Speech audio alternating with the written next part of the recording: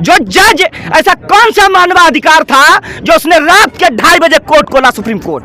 ये दुनिया के अंदर ऐसा जज था, ऐसा सुप्रीम कोर्ट था जो रात के 3 बजे आतंकवादियों के लिए कोर्ट खोलता है, पाकिस्तान को 35 अरब के हथियार देता है। ऐसा गद्दार इस दुनिया के अंदर, ये देश अमेरिका जैसा कोई नहीं है। तो कलावा ऐसे बांधा था, लहरा रहा था। ये रुद्राक्ष वो घर जलाने वाले और बम फोड़ने वाले ही ज्यादा पहन रहे हैं। साल 1993 सीरियल ब्लास्ट और उसका अभियुक्त मेनन, आपको क्या लगता है कि उसकी कब्र को कैसे उसका महिमा मंडन किया जा रहा है, उसमें टाइल्स लगाई जा रही है, उसका बिल्कुल उसको एक दरगाह का रूप दिया जा रहा था। ऐसे कौन लोग हैं जो इन सब चीज़ों को कर रहे हैं और उनको एक हीरो बना रहे हैं? एक आतंकवादी को हीरो कौन बना रहा है? जुडिशरी के जज, जो रात के 3 बजे ऐसे जज जो कोर्ट खोलते हैं उनके लिए।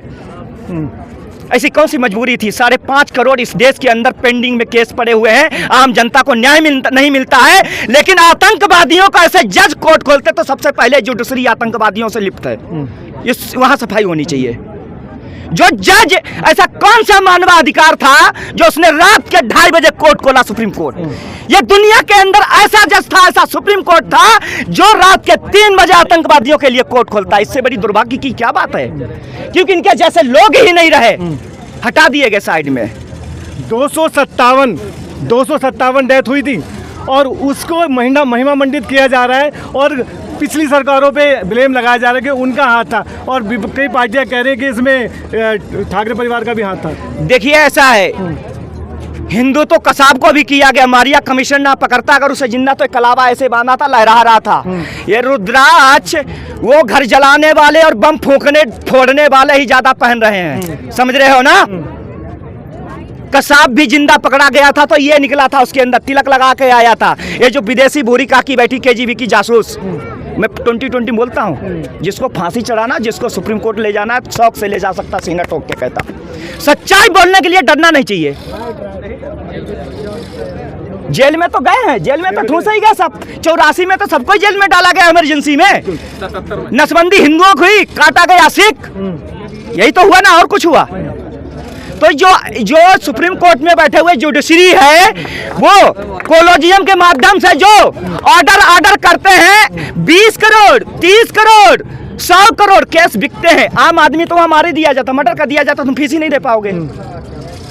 जो देश में समभाव की बात करते हैं, हिंदू मुस्लिम सिख ईसाई भाई की बात करते हैं, लेकिन इस मुद्दे पर कहाँ है वो अल्पसंख्यक जो इसका खंडन करे? इसका ऐसा कोई? देखिए, ओसामा बिन लादेन को जो अमेरिका ने बेमौत कुत्ते की तरीके से मार दिया था, तो पूरी दुनिया में सन्नाटा छाया था। कोई नहीं बड़े भाई का छोटा पैजामा वाला बोला, कोई नहीं बोला ना। चाइना में 5.5 लाख ईयर मुस्लिम को अंडरग्राउंड कर दिया, नजरबंद। कोई दुनिया के सब पागल हो गए, मानवाधिकार वाले मर गए हुए के अंदर, कोई नहीं बोल रहा। केवल इस देश के अंदर खाने वाले इसी देश के अंदर थाली में छेद करेंगे, ऐसे गद्दारों की कमी नहीं है। और आप तो पत्रकार साहब हैं, ये जो CDS इंडिया क्वालिफाई जो सेना अध्यक्ष बना, उसने सारे शर्म का 2.5 स्तर, समझने वाले समझ गए। कार्टून फ्रांस में बनता, यहाँ दीवारें तोड़ दी जाती है, समझने वाले बड़े होशियार हैं। तो ऐसे लोगों से, देश के गद्दारों से सावधान रहना चाहिए, कभी भी डरना नहीं चाहिए। और ये जो जोड़ने की बात कर रहे हैं, जोड़ने की बात जो कर रहे हैं, जो जिनकी मम्मी को राजीव गांधी कहां से आजाद करा के ले आए, जो दुनिया की 4थी महिला पैसे वाली बन गई, ये पेड़ से हिलाया था क्या है? इसका जवाब कौन देगा? National Herald, 2G 3G Commonwealth, इसका जवाब कौन देगा? कौन देगा भाई? तो ये जो जनता थी, ये भी कोई पूछने वाला था ना, ये डिजिटल था। विकास केवल चल रहा था कागजों पे। यही का हाल देखिए, इधर बजरी उधर बजरी, बताने की जरूरत नहीं है। और ना तो केजरीवाल जैसी होल्डिंग लगाने की जरूरत है। सुप्रीम कोर्ट ने साफ बोला क्या मैं नहीं देखता हूँ? ये कागज की होल्डिंग छपवाओ, 2000 का खर्चा, आप जो लाइट पे चलवा रहे हैं एक दिन की, उसका जो रेंट जाता है कम से कम 20,000 रुपये एक होल्डिंग का। आप तो 20,000 होल्डिंग लगवा रखे दिल्ली के अंदर। तो ये जो पैसा काम जनता करती है, प्रचार नेता को करने की जरूरत ही नहीं है। और इस देश को सही नेतृत्व करना चाहिए। लेकिन सरकारें उस समय क्या करती है, जब चीजें हो जाती है, जब बन जाती है, जब सुबह सौंदर्य काम हो गया, जब मजार बन गई, तब जाके जागती है। जब भी सोशल मीडिया जाके जो कुछ दिखाता है, जब जागती है। ऐसा क्या होता है कि होने के बाद ही जागती, पहले से क्यों अलर्ट नहीं रहती है? साहब, अभी एक मदरसे में गए थे, हेडलाइंस इंडिया में वीडियो देख रहा था, उनकी बाहर धम धम की आवाज आ रही थी। मोहल्ले वाले बताते, मैं नहीं था वहाँ पे, धम धम की आवाज आ रही थी, कहीं पट धम। और वो तो ऊपर वाले का शुक्र मनाओ, नहीं तो फिर गए थे। तो ऐसे पत्रकार भी डरते हैं। जब मौजपुर जफराबाद में दंगा हुआ, पत्रकार कुत्ते के तरीके से मारे गए, डीसीपी चप्पलों से मारा गया, वहाँ की महिलाओं ने मारा। तो फिर ऐसे लोग डरते हैं इस देश के अंदर, और ऐसे डरने वाले लोग हमें लगता है ना तो वो पुलिस में जाए ना पत्रकारिता करें। देखो, जानते हैं, हम भी जानते हैं, और समझदार सब लोग हैं, और ये तो दिमाग से निकाल दे, केवल आप समझते हैं आपकी प्लानिंग चल रही, सबकी तैयारी है। डिजिटल मीडिया के लिए क्या कहना है? उसकी आवाज़ अब जा रही है, घर तक पहुंच रही है कि नहीं पहुंच रही है? नहीं, डिजिटल जो हमारी है ये इंडिया के अंदर बननी चाहिए। जैसे ऑस्ट्रेलिया ने अपना बनाया प्लेटफॉर्म सोशल मीडिया का, हमें किसी विदेशी कुत्ते पे डिपेंड नहीं रहना चाहिए, समझ रहे ना।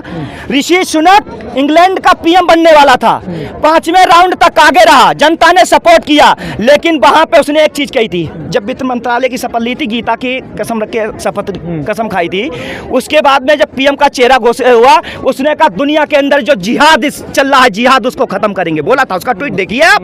इसीलिए हराया गया दुनिया के 57। ट्रंप ने इंडिया का सपोर्ट किया, ट्रंप के लात मारी गई। और जो कम्युनिस्ट विचारधारा का आया, आते आते अफगानिस्तान कब्जा करा दिया, श्रीलंका को भिखारी बना दिया, वो बाइडेन बैठा है, पाकिस्तान को 35 अरब के हथियार देता है।